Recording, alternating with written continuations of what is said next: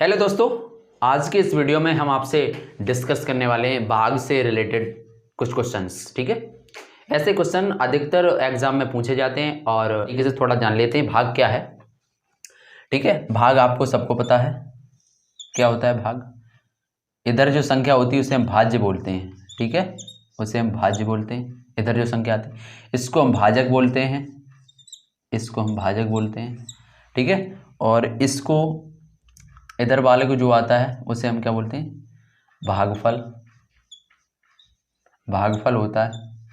और इधर जो आता है उसे हम शेषफल बोलते हैं, उसे हम शेषफल बोलते हैं। ठीक है, भाजक, भाज्य, भागफल और शेषफल। मान लीजिए हमने आपसे कोई क्वेश्चन पूछा, हमने आपसे क्वेश्चन क्या पूछा, भाजक 4 है किसी में। देखिए किसी क्वेश्चन में हमने बोला भाजक, भाजक जो है भाजक 4 है। ठीक है, भागफल, भागफल जो है वो 3 है, भागफल 3 है। ठीक है, शेषफल, शेषफल जो है वो 2 है। तो हमें यानी भाज्य का मान चाहिए। तो इसका जो फॉर्मूला होता है वो फॉर्मूला क्या होता है, भाज्य बराबर, ठीक है, भाजक गुणा भागफल प्लस शेषफल। इस वाले फॉर्मूले में इसके सभी के मान हम रख देंगे। ठीक है, भाज्य बराबर भाजक गुणा भागफल प्लस शेषफल रख दो। भाज्य का मान पूछा है हमें। ठीक है, भाजक की वैल्यू कितनी है, 4 है, भागफल 3 है, प्लस शेषफल 2 है।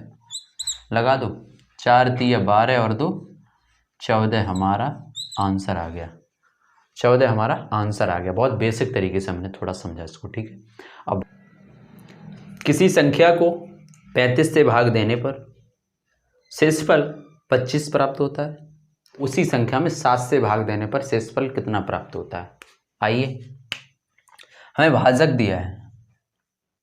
ठीक है, भाजक हमें क्या दिया है, सबसे पहले जो हमें भाजक दिया है वो 35 दिया है। ठीक है, 35 से हम भाग दे रहे हैं। ठीक है, 35 से हम भाग दे रहे हैं। तो हमारा शेषफल कितना आ रहा है, हमारा जो शेषफल आ रहा है वो 25 आ रहा है। क्वेश्चन में दिख रहा होगा 25 आ रहा है। उसके बाद कह रहा है यदि हम इसी संख्या में हम 7 से भाग दे दें, 7 से हम भाग दे दें तो शेषफल कितना होगा। ऐसे क्वेश्चन बहुत ही बेसिक तरीके से समझते हुए 1 सेकंड में करते हैं। देखो सबसे पहले इसका देखो, भाग जा रहा है इसमें, जी हाँ जा रहा है, 7 पंजे 35 जा रहा है।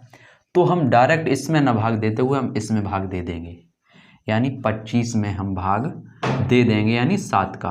ठीक है, 7 का भाग दे दिया, 7 या 21, आंसर आ गया हमारा 4 शेषफल, 4 शेषफल, है ना। इस तरीके से हमने किया है। एक बार समझोगे दिमाग से तो समझ में आ जाएगा। आइए थोड़ा और आगे बढ़ते हैं। यदि किसी संख्या को 45 से भाग देने पर शेषफल 20 प्राप्त होता है तो उसी संख्या में 9 से भाग देने पर शेषफल कितना प्राप्त होगा। देखिए भाजक दिया है किससे, शेषफल 20 आ रहा है, शेषफल 20 आ रहा है। तो इसी संख्या में, किस संख्या में, इसी संख्या में 9 से भाग देने पर, ठीक है, 9 से भाग देंगे इसी संख्या में तो शेषफल कितना प्राप्त होगा। तो सिंपल सी बात है, हम इसका देखिए भाग ऊपर वाले में जा रहा है, ठीक है, 9 का भाग 45 में जा रहा है, तो इसका भाग भी हम इसमें देखेंगे। तो लगाइए, शेषफल ऑटोमेटिकली अपने आप निकल आएगा। 9 दूनी 18, 10 में से 8 गया 2, यानी 2 शेषफल आएंगे, 2 शेषफल।